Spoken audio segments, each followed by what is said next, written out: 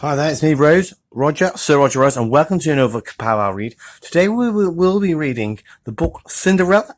This is written by Chloe Perkins and illustrated by Sandra Ekwua.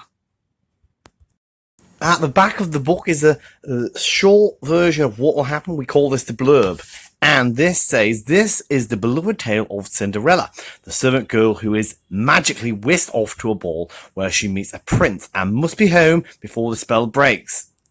But set in Mexico, with illustrations by Sandra Ekwua, this tale shines a whole new light on the girl with the glass slippers. So they have changed the original story of Cinderella and changed it to Mexico. So let's read it. Once upon a time, there was a girl who lived in a little cottage with her stepmother and two step-sisters. The girl was kind and caring, and she had a good heart. Oh, but her stepmother was cruel. She made the girl sweep the floors and clean the fireplace like a servant. Each day the girl became filthier from all her chores. Because she was always covered in dust from the floors and cinders from the fireplace, her wicked stepsisters named her Cinderella. One day, while Cinderella was scrubbing the walls, there was a knock at the door. It was the king's messenger. Cinderella listened in on the conversation. The messenger said, "There will be a grand ball at the palace. All the ladies of the kingdom are invited." Cinderella's stepmother went straight to the marketplace and bought the most beautiful fabrics and ribbons and jewels she could find. "Here, Cinderella," she said when she returned. "Now will you sew us 3 fabulous dresses to wear to the ball?" Cinderella spent all day and all night sewing the dresses. Finally, as the sun began to rise, she was finished. Her stepsisters marvelled at their beautiful gowns. Cinderella wished she could go to the ball with them, but she knew that her stepmother would never allow it, so she got back to her chores. Golly gosh. That night, Cinderella bid farewell to her stepmother and stepsisters as they left for the ball. When they had disappeared from view, poor Cinderella fell down in tears. Suddenly she heard a voice. "My dear, what's all this crying?" Cinderella wiped her eyes and saw a kind-looking woman who seemed to be floating. She was shining and sparkling and holding a wand. Who are you?" Cinderella asked. "Why, I am your fairy godmother," said the woman. "Tell me what you wish for, dear." "I wish to go to the ball," replied Cinderella. The fairy godmother smiled. With a few flicks of her wand, things around them suddenly began to shine and sparkle too. Poof! Our pumpkin became a beautiful carriage. Poof! 3 mice became horses. Poof! The old farm dog became a handsome coachman. Golly gosh! Finally, poof!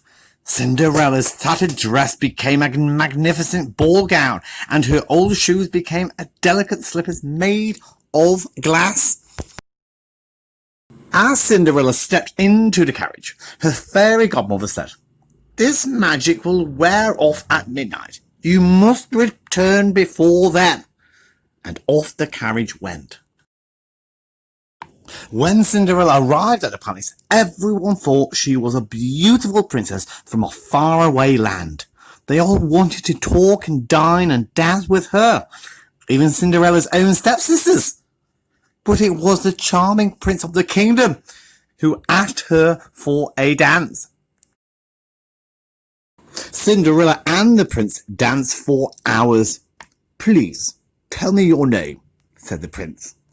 But just as Cinderella was about to answer, the clock struck midnight.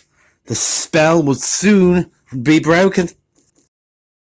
Without another word, Cinderella hurried away, accidentally leaving one of her glass slippers behind on the palace steps. She raced home, and as the spell wore off, her beautiful gown turned back into her rags. The next day, Cinderella's stepsisters told her all about the ball and the mysterious princess who had captured the prince's attention. They were jealous of this mystery girl. Suddenly, there was once again a knock at the door. And once again, the king's messenger was there, but this time he was with the prince. The prince was searching for the young woman he danced with. He was determined that each lady in the kingdom would try on the glass slipper until he found its owner. Both of Cinderella's stepsisters tried on the shoe. It was teeny tiny on the first stepsister's foot, and it was too big on the other stepsister's foot. Then Cinderella came into the room. The stepsisters thought it would be funny to have her try on the glass slipper. After all, it would never fit Cinderella. "Try it, Cinderella," they encouraged, laughing away. But when the prince slipped the shoe onto Cinderella's foot, it was a perfect fit. The prince recognized her instantly, even without her beautiful ball gown and sparkling jewels. Cinderella's true beauty shined through. Cinderella and the prince embraced, overjoyed that they had found each other. Then, in the castle where they had met, Cinderella and the prince lived happily ever after. And that was the amazing story, Cinderella. What a majestic, loving, caring story that is. Thank you for listening to Kapow I Read with me, Rose, Rodger, Sir Rodger Rose. And remember, keep on reading and keep on dreaming.